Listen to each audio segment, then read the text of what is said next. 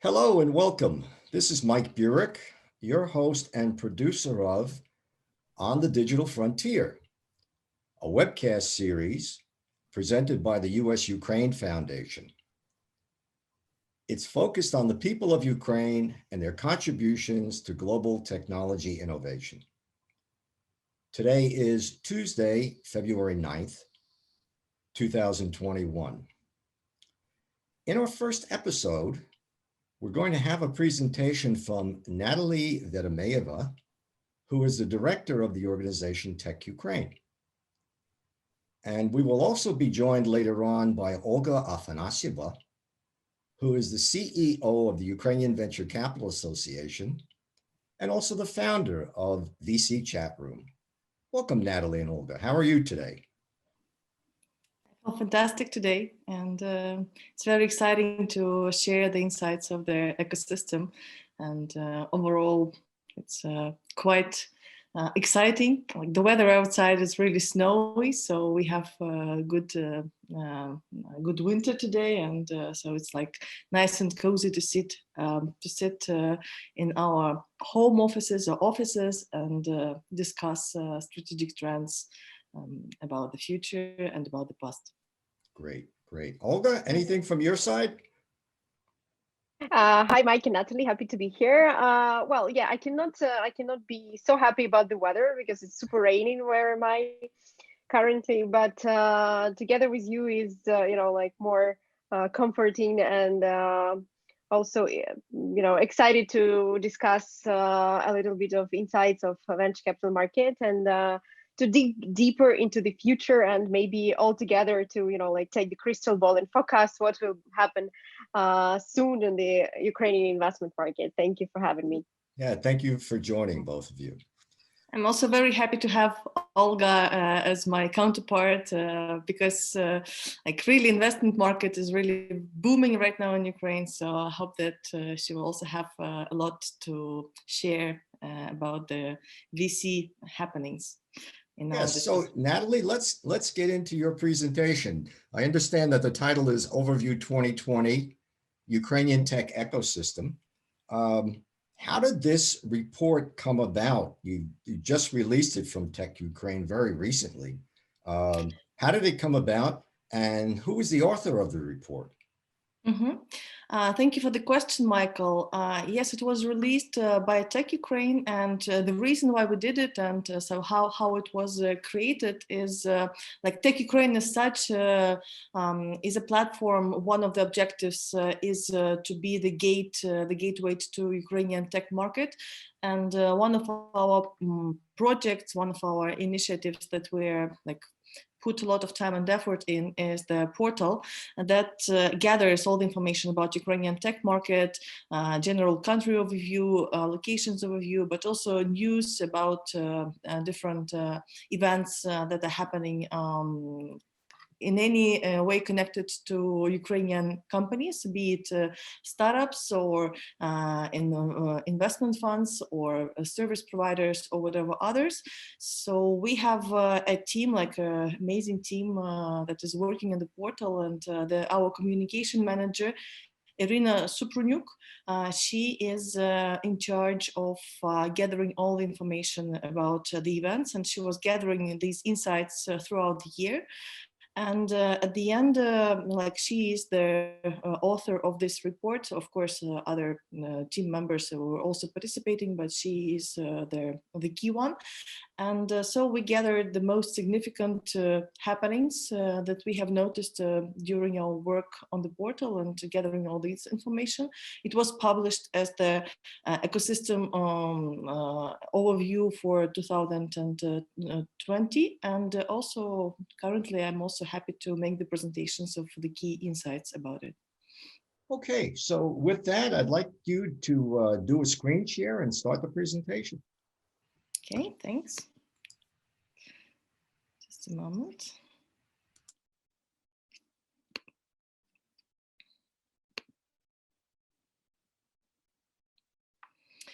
Okay, so just a couple of words about Ukrainian tech ecosystem as such, for those that are just starting to get acquainted with this now. So Ukrainian IT and tech has actually good roots back in the mid-century, and currently we're booming and developing very actively. First, we started with the outsourcing industry naturally, but now also the startup and the product segments are very actively developing.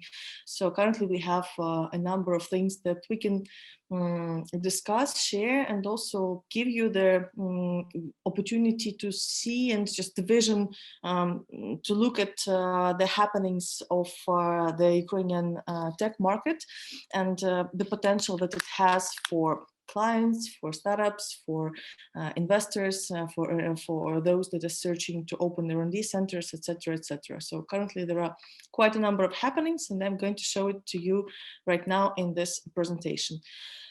So first of all, so what I'm going to speak about currently today is about global companies that entered Ukraine, about key investments, about mergers and acquisitions, about rankings, about hubs and significant investments into different locations, about trade and international development, government initiatives, and also some achievements, so that you can have the overall good overview of these key things.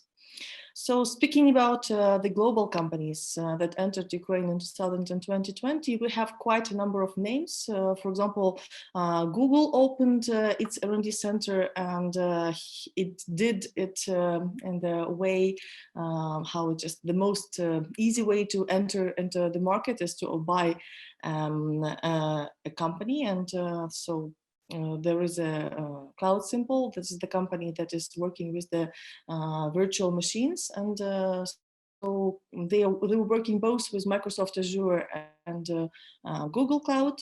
So they bought it, and currently this is already Google site. So we are happy to have such a big player in Ukraine right now as well.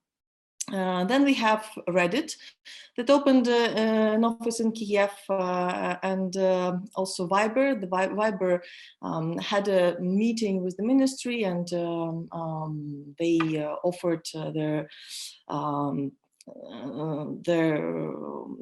like some additional like welcome. So they reassured that Ukraine is a safe place to have the operations, and so they are expanding it in in Kiev and also in its office in Odessa. Then we also had Apple that entered the Ukrainian market. And also other big names like such as Spotify opened its operations in Ukraine, and also La French Tech, that is the global initiative that is uniting French techies, but also developing the ecosystems worldwide. They also have their office representative person, that is the CEO of Unit City, Dominique Piotte. That became the head of La French Tech in Kiev and in Ukraine.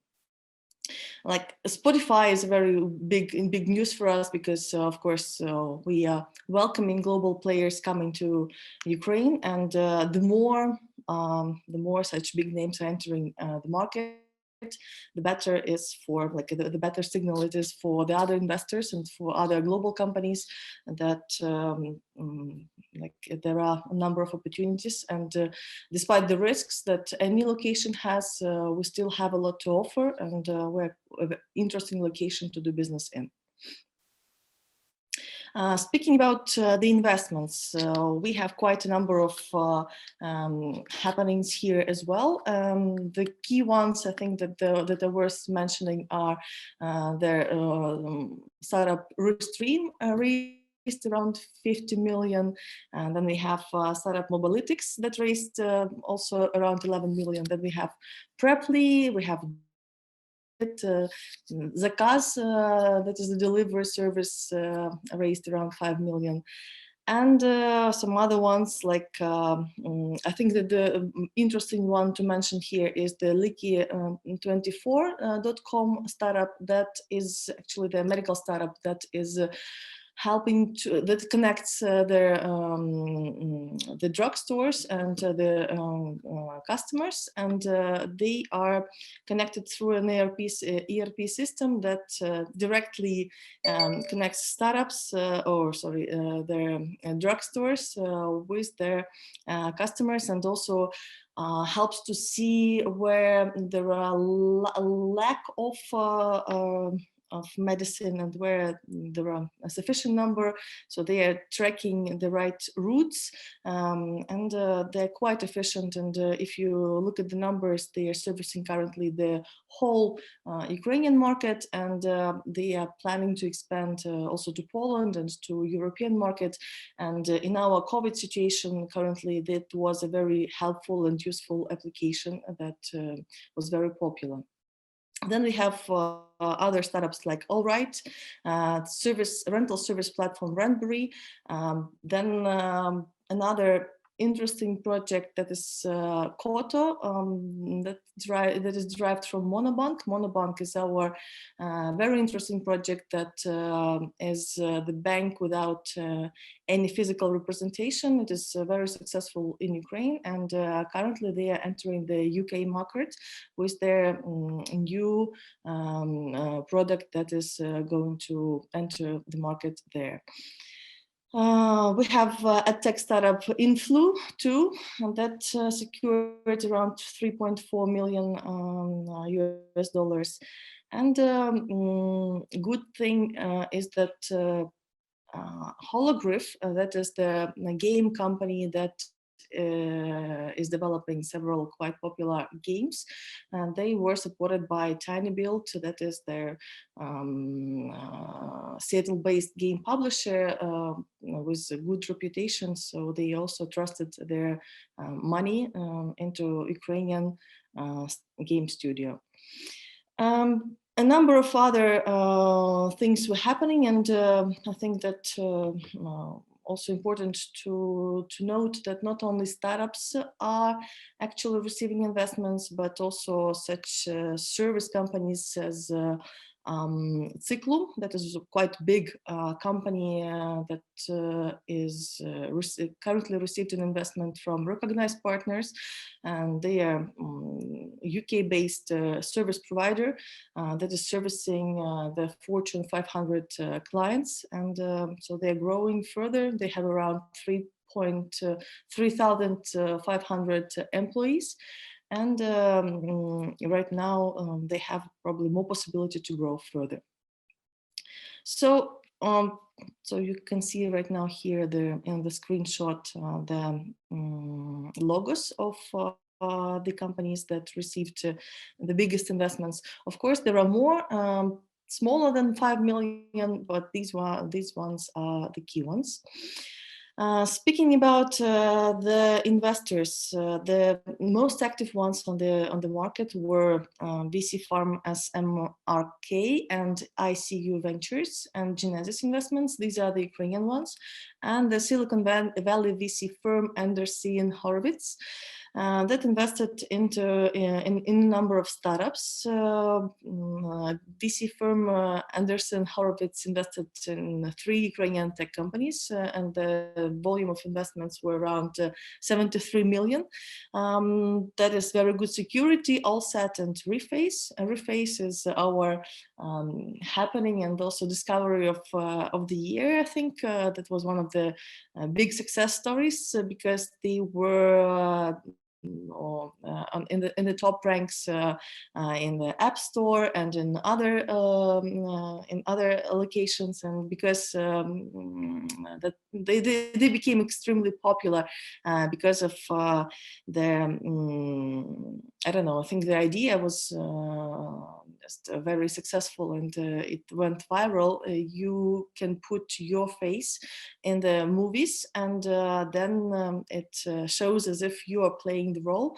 So that was an entertainment piece of software that is currently very actively developing, and one of the became very popular. If we're speaking about SMRK, there are 4 Ukrainian companies that received investments. That is robotic startup Esper Bionics, Carbominer with technology able to capture SO2 directly from the air, and booking app, the same one, Allset, that Anderseen Horowitz invested in, and fashion group Love and Live. ICU Ventures invested in Augmented Pixels, Edge as a service company HiveCell, and Respeecher, that is the startup that specializes in creating digital model of human voices. Genesis Investments invested into 6 Ukrainian startups, also some international ones like Lithuania tech company.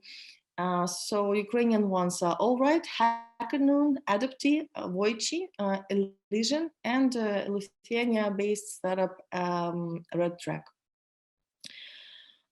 There were also a number of mergers and acquisitions that happened in 2020, and you can see it on the screen. I think the interesting one is that we had, I think they all are quite interesting, but I think the general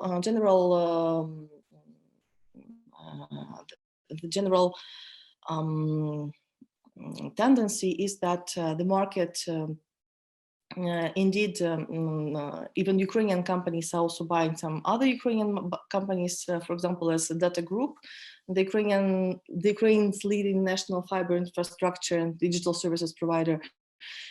They agreed to buy Volia, that is also a broadband service provider in Ukraine. And and also international companies are also searching for their Ukrainian startups or Ukrainian service companies, so to do this mergers and acquisitions. And here you can see that American Abstract acquired Ukrainian startup Flawless App. Ukrainian startup Jubal acquired job aggregator Hotwork. Quarter Partners acquired a share in the Wartech, a digital logistic platform. Then Israeli-Ukrainian tech company Yale Acceptic acquired Kharkiv-based outstaffing company Agilities. Ukrainian legal tech startup Exit Draft was acquired by international company Onit. And also Grid Dynamics Holding acquired the service company that is DAX, the former company, like the company with the Dutch roots and Dutch ownership. So currently they are also in the ownership of another provider. So here you see the logos of these companies that were merged and acquired. Then I think another interesting happening that happened before 2020, but in 2020 it became really powerful. That is the Dealroom. Dealroom is the provider, the ecosystem, the aggregator of startups and also some other companies. And they grew the network of or database of Ukrainian startup up to 1,300 plus startups and also some other types of companies. And currently they became the biggest ecosystem map uniting all these startups, investors, accelerators, and also showing the figures of investments. And they're starting to do some reporting about that. And so you can actually also come to this website. It's also, we are on the portal of Tech Ukraine. We're also having this frame of Dealroom, so you can check it out and see and get this extensive overview of who is present in the ecosystem. Speaking about awards, we also have some achievements over here, and I think the several most significant to mention are that Ukraine is in the top 30 globally, and Kyiv became a European hub according to the startup Blink ecosystem rankings 2020, and that's quite an achievement for us. It's in the first time that we entered the top 30, and also Kiev was recognized, I think, also on the very high positions, around 34th place in the list of capitals of cities, tech hubs that we currently happy to have. Then the next ranking worth mentioning is that Ukraine, to get powered by one of our unicorns, Grammarly, is among the Europe tech factories according to a Titans of Tech report by GP Balhunt. Another one to mention is that we're number 4 in technology globally according to Coursera's second edition of the Global Skills Index, and 17th according to the Open Data Maturity report. So we're doing quite well in these positions. We also entered the top 50 of the most innovative economies of the world according to Global Innovation Index 2020, and we're ranked 25 in the new version of the National Cybersecurity Index published by E-Governance Academy of Estonia. So, and that's quite a good position because the total number is 160 countries. So position 25 is quite an achievement, and I think one of the reasons for our high positions here is that because Ukraine is a very good test bed for cybersecurity solutions, also because we experienced a number of attacks because our ongoing war with Russia is going currently, like there is almost a peaceful period if you are speaking about some physical activities, but of course there were some cyber attacks because this is a hybrid war and this is like a long term, and this is why Ukrainian companies have quite big practice in protecting the data, and we are succeeding in this. If you see the position, that is the 25th position, is showing that we're doing some progress over here as well, because we have like real life practice, and that helps us to be good in this.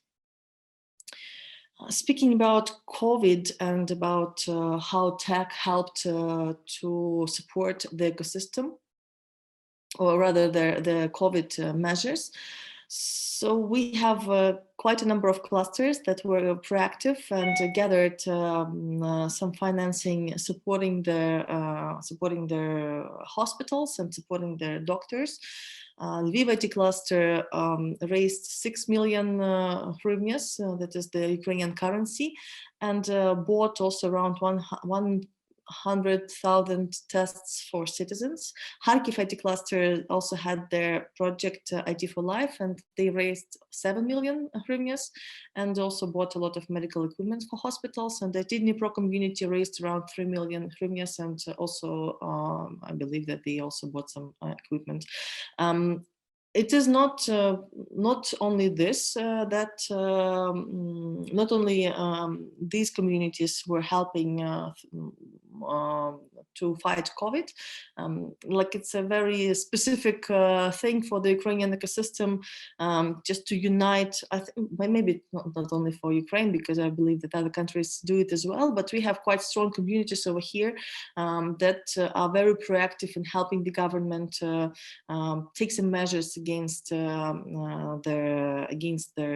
this serious danger that we currently have, and other communities also gathered some money, as well as the companies who were helping buying their equipment and this health, goods that were needed for health purposes as well.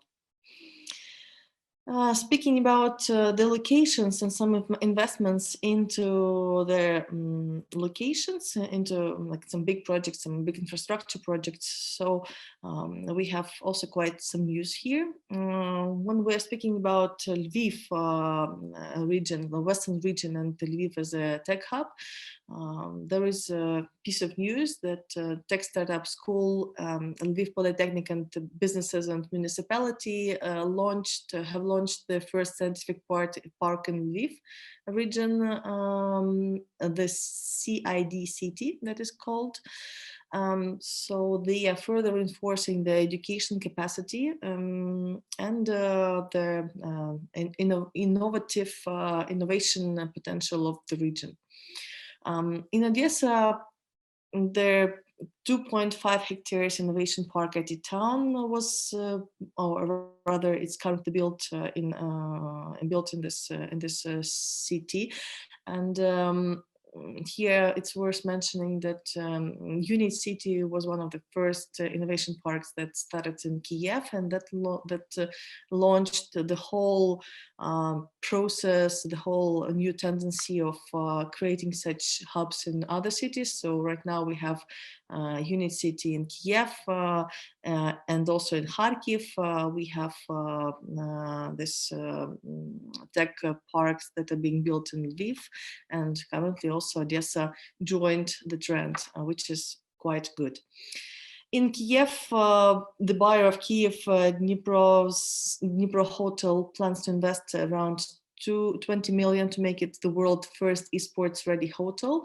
And here it's worth mentioning that esports are also quite actively developing, and the ministry itself is supporting this trend. Ukraine is holding strong positions in this sphere. Then another significant achievement, and that is also connected to tech parks, is that European Bank that provided 50 million, European Investment Bank provided 50 million loan for the new innovation campuses in Unit City, which provides additional opportunity for this technological park to develop further. They have the ambition to become the biggest in Europe. So let's see how it's going to evolve. And Ajax Systems, one of our solid startups, or rather already scale-ups, they opened the second plant in Kiev, and they are known for their wireless security systems. And in Kherson, we also opened the first large-scale data center by Tekia Holding, and that is worth $1 billion, which is also quite good for the ecosystem. Another direction in which there are also some good news is trade and international development. And here, the most significant achievements are that Delfast bikes, our e-bikes, that are also known by making the world record Guinness for the longest running electric bikes in the world. They currently also signed a contract with the police department across Mexico. Raketa, that is our delivery company. It became an international company, and they launched the first spot in Cyprus, in Nicosia. This Leaky 24 that I already mentioned, they launched operations in Poland and also have the ambition to do it throughout Europe. Also because they was the quite timely product for the current COVID and post-COVID situation. And Zakaz.ua, that is our hypermarket goods delivery service, they started the operations in Uzbekistan and Moldova. And 3D Look, the technology of scanning the human body by photo using artificial intelligence, neural networks, and 3D technology, opened an office in New York City. And there is also interesting figure that the turnover of Ukrainian IT services to Israeli companies have reached over $150 million That makes Israeli one of the key markets for Ukraine, apart from US, UK, and European Union markets. Very interesting is that our national, like we have our roots in cosmic industry, and I'm also happy to announce that we do have startups in this field, and more than that, they are recognized because Ukraine becomes the 9th country joining the NASA space program Artemis. The aerospace company founded by Ukrainian Max Polyakov, Firefly Aerospace Black LLC, was awarded by NASA's Launch Services Program to launch small satellites to space, including CubeSats, microsats, or nanosatellites. And the value of the firm fixed price contract is 9.8 million, which also it's very promising for us because, of course, Ukraine has the ambition to develop further our space capacity. As you probably know, we were one of the first countries that joined the cosmic programs, and we had our own plants that were creating rockets and different equipment for the space flights. And also our aircraft industry is noticeable, and we have Mria, or the biggest cargo plane in the world. And so we do have the ambition to grow this further. And I'm happy to see that the startups from our ecosystem are actually partnering with NASA and with other similar organizations. Speaking about the government initiatives, it's good to, it's nice to also to notice and to emphasize that government became more active in tech sphere, especially after the Ministry of Digital Transformation was created. Also, there was the Ukrainian Startup Fund established, which helps currently the startups on the early stages, on the seed and pre-seed stages, to attract investment. And so we are expecting more startups growing in our ecosystem. And Ukrainian government currently grew the amount of investments and funding that they are ready to provide to startups up to they added $18 million to the amount that they had before. And in 2020, Ukrainian Startup Fund organized 19 pitch days, received 2,500 applications, and 80 Ukrainian startups have already received investments from $25K to $50K US. So this is very big boost for our ecosystem, especially compared to the fact that we didn't have such funds before. So that is, maybe it's not comparable to the amounts that governments of the US or Europe are investing into the startups, but for us, this is a very, very big boost. Also, the ministry published its 100 achievements of 2020, and the key ones, the key projects, the most ambitious ones, the most ambitious one is the application and also the portal. What is special about it is that it's the first digital passports and other documents that you don't need to have any other ID cards or any physical cards for this. You just have the app, and this app is actually a document that is identifying your personality, which is quite innovative, and that is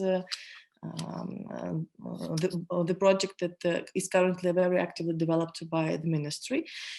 They are also opening developing e-services, working on open data, working on nationwide digital education program, which is also very promising because Ukrainian market has great potential in terms of market volume, but it needs to be developed, of course, because the population needs to be digitally literate in order to accept and adopt different applications. So this digital education program is solving this problem, and hopefully Ukrainian market, local market will become increasingly interesting both for Ukrainian and also for international companies. Working on e-residency, on the city project, IT Nation program, 360 tech ecosystem overview, the listings of all the companies in the ecosystem. And also immigration quotas on IT specialists were increased by 5,000, which is also very good news, because Ukraine as such is quite difficult, was used to be quite difficult to migrate to, but currently that's not the case. Currently we are becoming more open for welcoming IT specialists, and from what I hear from the international specialists that are already present in the market, that they are very happy with their with being here for a number of reasons. Because there are a lot of opportunities for tech entrepreneurs. The workforce is cheaper, but at the same time there are quite educated people here, and also it's a little bit not so strict in terms of movements, and sometimes the cafes and restaurants are open, so you can feel yourself a little bit more comfortable compared maybe to other countries. So I hear a lot of positive feedbacks about living in Ukraine generally, and also living in Ukraine in current COVID times. And the DSCT project is developing. I will say only a couple of words about it, because that's a very huge project. In short, this is a virtual country that our Minister of Digital Transformation is aiming to create with good universally or nationwide accepted regulations in terms of IT, intellectual property. So the ambition is to attract here international companies and also Ukrainian startups to register, and to simplify all the regulations in order to create a good environment for companies to be here. I think a couple of more things to mention is that we have Persons of the Year. Anastasia Volkova, Ukrainian tech entrepreneur and agricultural innovator, was shortlisted at the BBC 100 Women 2020. Congratulations to Anastasia for this. Polina Lishko, Ukrainian-born physiologist at the University of California, Berkeley, has been chosen to receive a 2020 MacArthur Genius Award. And Margarita Sivakova, CEO of Legal Notes, became the winner of the European Women of the Legal Tech Award in the entrepreneurship category. 6 new startups joined the Ukrainian Startup Wall of Fame in our Lift 99 in Kyiv hub. They are gathering the most significant startups. 61 Ukrainian companies were shortlisted via Clutch 100, and that is the success of our service companies. And yes, as I was mentioned, the Ukrainian app Free Face was on the top at the App Store, even being ahead of TikTok and Netflix. And Ukrainian startup 3D Look was shortlisted at the Pioneers of the New World by Sifted. So I think this is it as far as the key things that I wanted to outline are concerned. And Michael, maybe it's time for just to have some live discussion. Thank you, Natalie. You must be out of breath by now.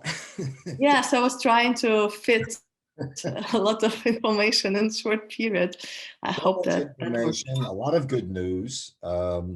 Anyway, let's get started on some questions. Olga, can you join us back?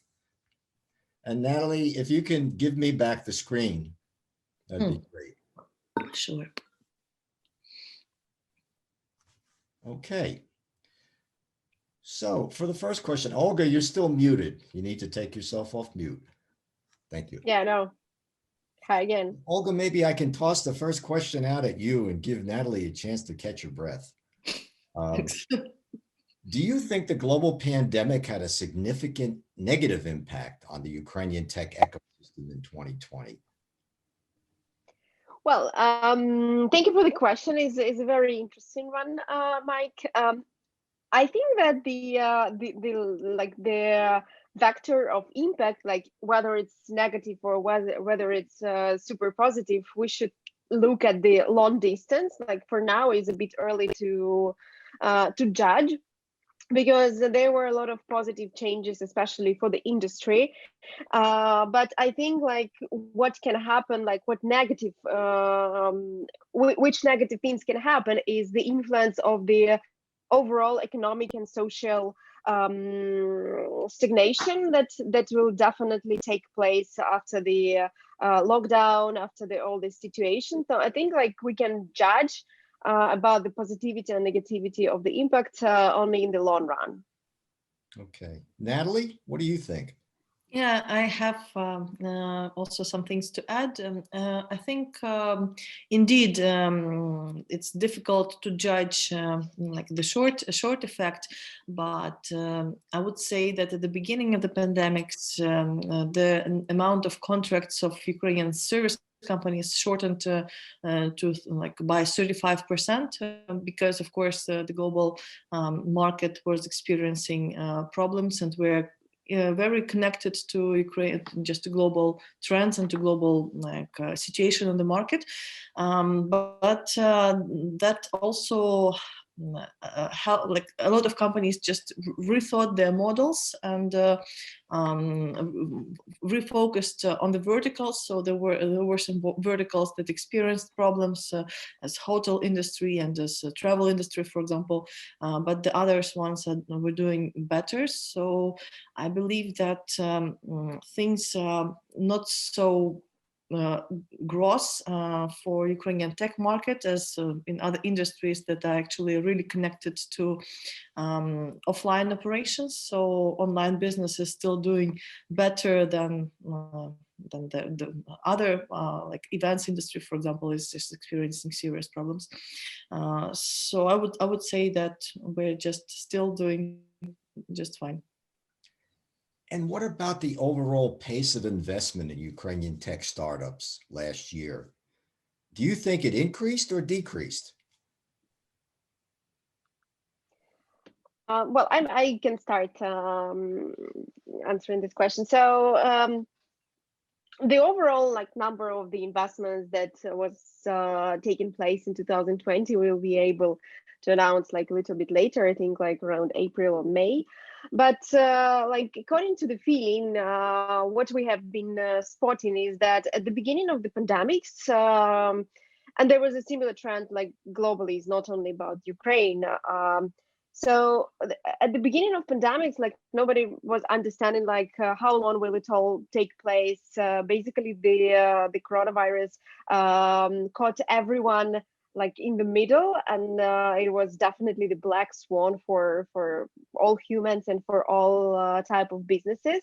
So people were waiting like when they can again travel, visit conferences, network, meet with potential investors, or vice versa, meet with potential companies to invest in. So the first months, like couple of months, and then we talked about, I think March, April, maybe the beginning of May, there was like total misunderstanding on how like not really clear how to act. At the same time, what has happened is the difficulties in the portfolio companies of investors. They were putting more money into companies who were already in the portfolio, like in order to support some of them, because even if these were online businesses, there was impact on, you know, like some shortage of clients, or maybe some contracts did not proceed further because like nobody really understood like where it will all take us. And also if we're talking about even IT, like for example hardware companies which are more connected to the to traveling, and for example for like distributors or some production in China, which is also the often the case for Ukrainian producers. So they needed some capital, some support from the side of the business angels or from VC funds or private equity funds. So as the next iteration, the capital of the investors was directed to that side, like to their portfolio companies, as I said.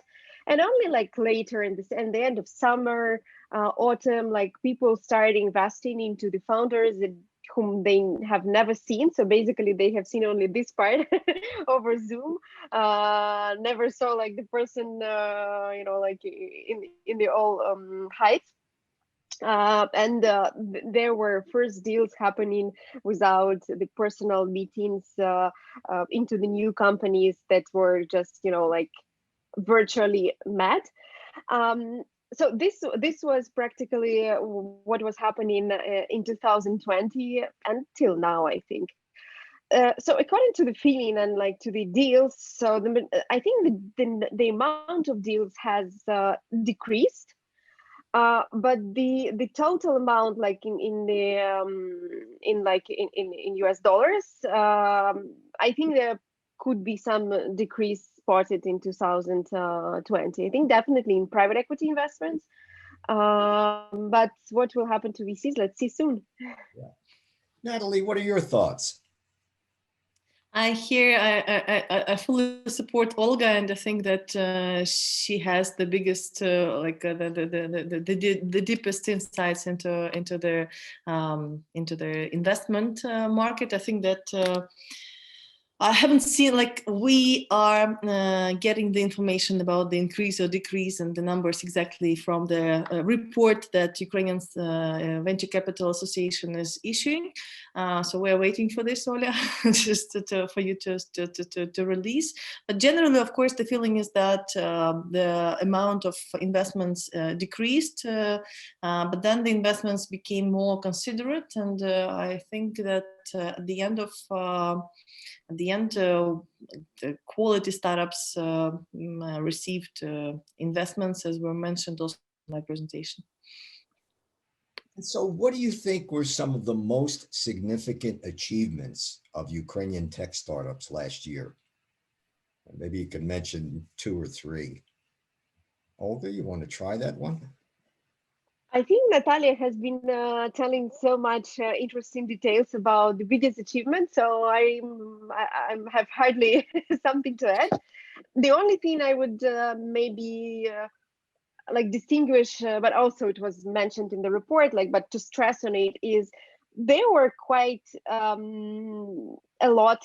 Well, I can use this expression. I think a lot of exits for the Ukrainian investors and also for Ukrainian founders. So exits are something that is that measures the success of the venture capital industry. So in fact, it's not even the number of investments, but the amount of exits and the X's at zeros in the exit for investors and for founders. So this is something that is long awaited for the market, and they were quite good companies that were sold, like for example the Xdraft or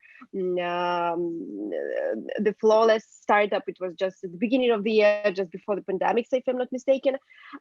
Also, there were good exits for the venture capital funds like A Ventures Capital, like the case of Ciclu, which was the first deal of Soros Ukrainian redevelopment fund into Ukraine, which is a big deal, and it coincided actually with my joining of UVCA, like approximately.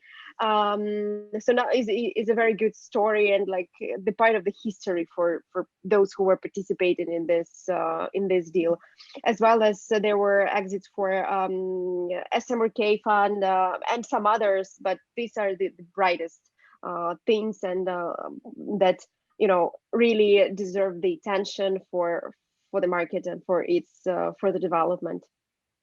Natalie, do you have anything to add? You've given us a lot. Right. I just really wanted to stress the two successes that I personally think that made the biggest noise, and I think this is important also for us as an ecosystem to be known. And this is Reface app because, of course, there are some specific companies that are valued and known in some narrow audiences, but Reface is more like public one. And the fact that they topped the charts of the App Store and similar like other app stores, Apple, but also Google App Store. So that is important in terms of getting to know Ukraine more. And I think another one is worth mentioning is Licky24, because that they are really right now in a very timely position to help to connect drugstores with their customers, which is important in COVID time because currently, of course, e-health and everything connected to medicine is very demanded. So I'm happy that we have such a startup that is helping to fight the consequences of our pandemic as well. So we've talked about a lot of good news from last year. Right. What do you think the major challenge is going to be in 2021? And maybe each of you could talk about one or two challenges you see coming up. Olga? Well, I think the challenge can be is not about the investment market itself, is more about startups and tech companies. But I think it's related because this is so I'll explain. I think that one of the challenges will be understanding on how to arrange the work for startups. I mean, like either it's like blended way of working, like online and offices and or open spaces, or should they have the physical offices? How to motivate people, because it's been almost a year since we're working distantly. Like for example, in UVCA we work since March. Almost all the time we were working online. Just made several attempts to go to the office, but then decided to skip it again. So for now, like there is still a motivation, there is still understanding and internal feeling that it will finish someday. But like for companies, it can be a challenge to still, like to remotivate people, to feel all together as a team, to keep this feeling. And this impacts a lot to the like to the final product that the company is making. And then it influences the fundraising for startup and for tech companies. So I think that like it seems that it is not related to fundraising activity and investment activity, but this is something that anyway has its impact, because at the end of the day, investors are giving the capital to people. Yeah, founders, the team, these founders managed to build and to keep and to develop. So I think this would be some of the things that needed to be solved, because for now many companies make decision till summer or till the end of 2021 to work distantly. But I think no one, like anyone, hardly knows how to organize this process later. So Natalie, you get the final word today. What do you think the major challenges for 2021? I believe like there is an interesting initiative that is being currently developed by Ministry of Digital Transformation, that is DACT, and I very much hope that it will be adopted in 2021. 2021. And that is, I think that is, I agree to Olga about all the nuances about work organization and about how the startups and companies are adapting to the new environment. But on the looking at the other direction, I think that this process that was launched by creating this DS City, which is quite innovative and very experimental in terms of there is no virtual country like before, also in other locations. So we're really paving the way. And I think that is really a very ambitious and very challenging and very big project. So I really wish them luck, and I'm keeping my fingers crossed so that they the project that is finally is created in the end is really taking the shape and fits the expectations of the industry and also the government, because there is still a lot to think about. I hope that at the end of it, and this is like also the challenge, like Ukraine is known for its software developers and also for their startups, but a lot of startups are registered abroad, and they are known as European startups, as American startups, etc. So the objective is to create this tech hub also in Ukraine. So that is the challenge that the government is currently trying to solve, offering some comparable conditions in terms of taxations, in terms of intellectual property, securing the intellectual property, and just good regulations about that, capital, etc. So I think this is the challenge. This is something that we're working on, and I hope that we will succeed in 2021, and Ukraine becomes one of the leading tech hubs in Eastern Europe, and hopefully not only in Eastern Europe, but also worldwide. Natalie, thank you so much for joining me today on the Digital Frontier. Thank you for having us. Yes, thank you so much for the invitation and for giving us the opportunity to share these insights. Great. I have been speaking with Natalie Vedemeeva, who is the director of Tech Ukraine, and Olga Afanasieva, who is the CEO of the Ukrainian Venture Capital Association and founder of VC Chat Room. And I'm Mike Burek, the host and producer of On the Digital Frontier, a webcast series presented by the US-Ukraine Foundation, which is focused on the people of Ukraine and their contributions to global technology innovation. Please join us next time in March for the next episode of On the Digital Frontier, which will be posted on YouTube. Take care.